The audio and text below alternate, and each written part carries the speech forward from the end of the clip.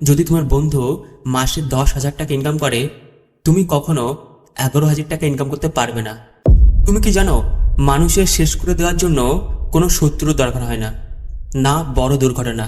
পতন নিশ্চিত করার জন্য মাত্র 3টে মানুষই যথেষ্ট, আর তারা হলো তোমার বেস্ট ফ্রেন্ড। হয়তো তোমার বিশ্বাস হচ্ছে না, কিন্তু এই ভিডিওতে আমি প্রমাণ করে দেব। এমন কিছু সায়েন্টিফিক তথ্য উঠে এসেছে যা প্রত্যেকটা মানুষের শোনা উচিত। তাই সম্পূর্ণ ভিডিওটি দেখো। তোমার বর্তমান ব্যাংক ব্যালেন্স, তোমার ভবিষ্যতের হতাশা বা তোমার কেরিয়ার, হয়তো তুমি ভাবছো তোমার উপর নির্ভর করছে, বাট না, সেগুলো নির্ভর করছে তোমার আশপাশের মানুষের উপর। তাহলে চলো একটা গেম খেলি। এই গেমটার নাম science of success. You are the average of the 5 people you spend the most time with. আর এখন মনে মনে তোমার 5টা বন্ধুর কথা ভাবো, যাদের সঙ্গে তুমি সবচাইতে বেশি টাইম স্পেন্ড করো। আর কিছু প্রশ্ন করো। ফার্স্ট, তাদের মাসিক ইনকাম কত? দ্বিতীয়, তাদের জীবনের লক্ষ্য কি?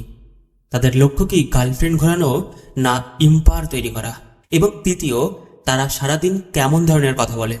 অন্যদেরকে সমালোচনা করে, না নতুন নতুন আইডিয়া নিয়ে কথা বলে? যদি তোমার বন্ধু মাসে 10,000 টাকা ইনকাম করে, তুমি কখনো 11,000 টাকা ইনকাম করতে পারবে না। আর আমি তোমাকে অভিশাপ দিচ্ছি না, আর এটা বৈজ্ঞানিকভাবে বলে দ্য ল অফ রিজালায়েন্স। আর সবচাইতে ভয়ঙ্কর কারা? যারা তোমাকে ক্ষতি চাই তারা নয়, সবচাইতে ভয়ঙ্কর হলো কমফোর্টেবল লুজার্স।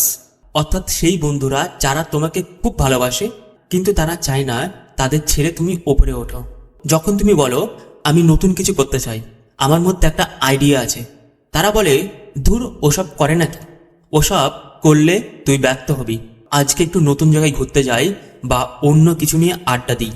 আর একটা সত্যি কথা হলো, এরা তোমাকে মারবে না, কিন্তু তোমাকে জীবন্ত লাশ হিসেবে রেখে দেবে। তুমি হয়তো ভ্যাম্পায়ার শুনেছ, তারা রক্ত খায়, কিন্তু এরা তোমার সময়, তোমার এনার্জি এবং তোমার ভবিষ্যৎ খেয়ে নিচ্ছে। তাই তাদের থেকে দূরে থাকতে হবে। দেখবে অনেকের হাতে ক্যান্সার হয়, তারা নিজেদের বাঁচার জন্য হাত কেটে বাদ দেয়। সেই ক্যান্সারটা সমগ্র শরীরে ছড়িয়ে যাওয়ার আগেই। হয়তো তোমার লাইফের এই টাইমটা হলো পারফেক্ট টাইম। অনেকে বলে যে একা থাকা ভয়ের, কিন্তু ভুল মানুষের সঙ্গে থাকার থেকেও একা থাকা ভালো। বনের জঙ্গলের রাজা একা থাকে, তবুও তাকে আমরা রাজা বলি, কিন্তু ভেড়ারা দলবদ্ধ হয়ে থাকে। তাই যদি এমন কোনো বন্ধু না থাকে, যে বন্ধুটা তোমাকে তোমার ভবিষ্যতের দিকে এগিয়ে না নিয়ে যায়, তাহলে একা থাকাই শ্রেষ্ঠ। হয়তো তুমি এমন কিছু মোটিভেশন বই পড়তে পারো, বা এমন কিছু কথা শুনতে পারো মেন্টরদের, যেটা তোমার লাইফটা এগিয়ে নিয়ে যেতে পারে।